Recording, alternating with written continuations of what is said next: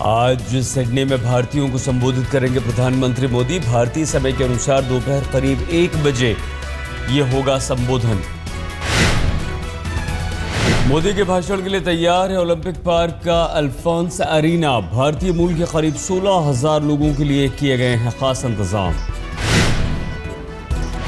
Alphons arena के बाहर लगाए गए बड़े बड़े स्क्रीन, यहां से भी लोग सुन सकते हैं प्रधानमंत्री नरेंद्र मोदी का भाषण। सिडनी में नरेंद्र मोदी के स्वागत की जोरदार तैयारियां। एक स्कूल के बच्चों ने तैयार किया नमो नमो गीत।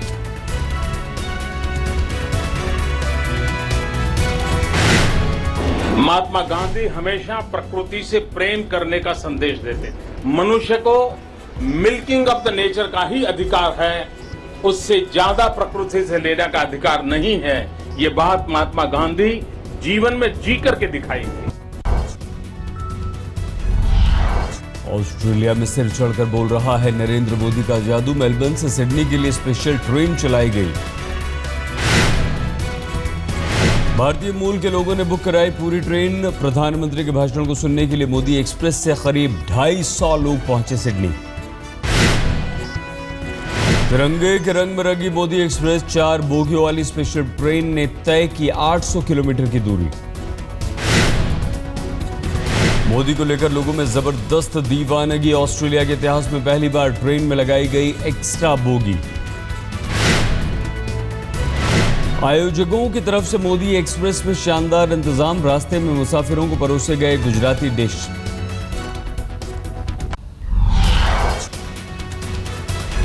सात घंटे के तूफानी दौरे पर सिडनी पहुंच रहे हैं मोदी। आज रात कैनबरा रवाना होंगे प्रधानमंत्री। सिडनी से पहले ब्रिस्बेन में दिखा नरेंद्र मोदी का जलवा। रोमा स्ट्रीट पर प्रधानमंत्री की एक झलक पाने के लिए उमड़ पड़े लोग। प्रधानमंत्री मोदी ने ब्रिस्बेन के रोमा स्ट्रीट पार्क लेन में किया बापू की मूर्ति का अनावरण। लोगों ने लगाए मोदी मोदी के नारे।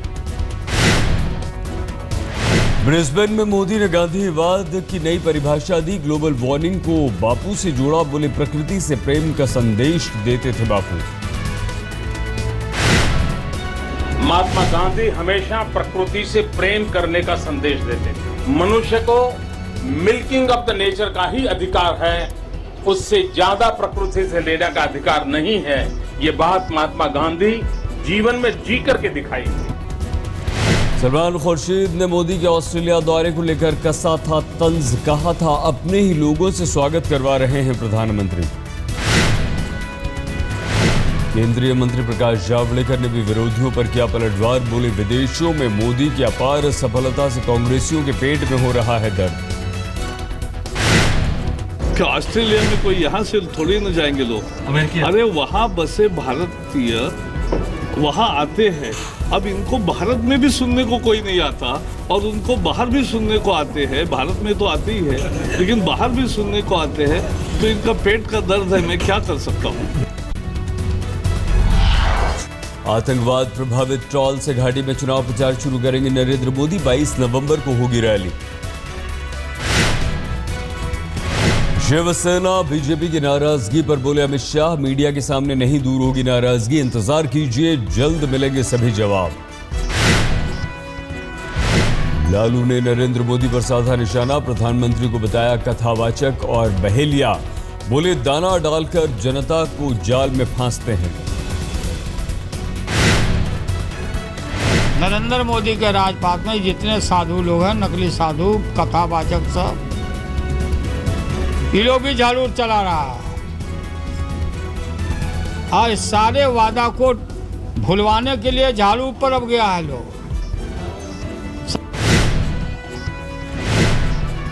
दिल के ऑपरेशन के बाद पहली बार जनता को संबोधित करेंगे लालू प्रसाद।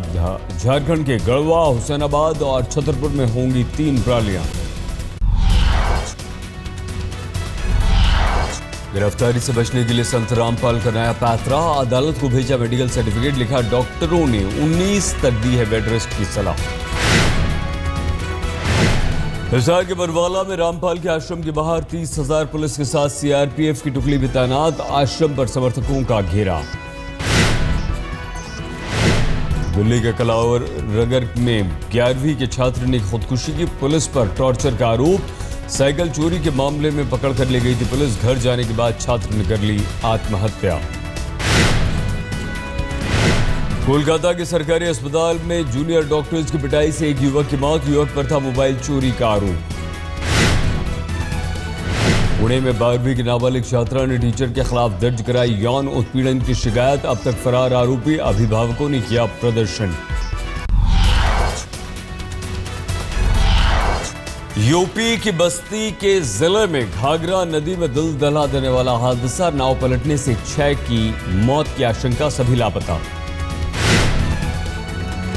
दिल्ली के गोकुलपुरी में दोहरे हत्याकांड को अंजाम देने वाला आरोपी अरुण चौहान गिरफ्तार। अवैध संबंध के शक में की थी पत्नी और एक शख्स की हत्या। यूपी के कानपुर में ट्रेड टैक्स के ज्वाइंट कमिश्नर असिस्टेंट कमिश्नर पर हमला, घायल अस्पताल में भर्ती। महाराष्ट्र के सतारा में सड़क दुर्घटना में 8 की मौत। हाईवे पर बस के इंतजार में खड़े लोगों पर गिरा ट्रक में लदा कंटेनर। लुधियाना में फर्जी इनकम टैक्स अधिकारी बनकर लूटपाट, कारोबारी के घर से करीब 20 लाख रुपए लूटे।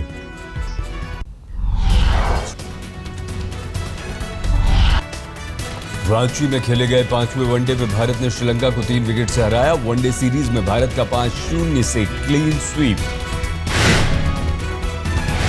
8 गेंद बाकी रहते 7 विकेट पर 288 रन बनाकर टीम इंडिया ने जीत हासिल की। 3 विकेट से जीता मुकाबला। कोहली ने वनडे में लगाया 21वां शतक। 126 गेंदों पर 12 चौकों 3 छक्कों की मदद से बनाए 139 रन। कोहली के साथ रायडू ने की शतकीय साझेदारी। 69 गेंदों पर 8 चौकों 1 छक्के की मदद से ठोके 59 रन।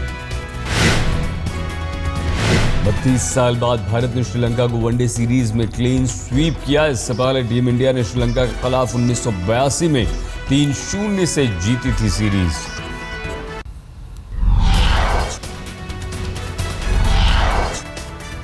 भोपाल के बिट्टन मार्केट में जूनियर जादूगर आनंद ने दिखाया फायर स्टंट। धधकती आग के बीच से निकले बाहर।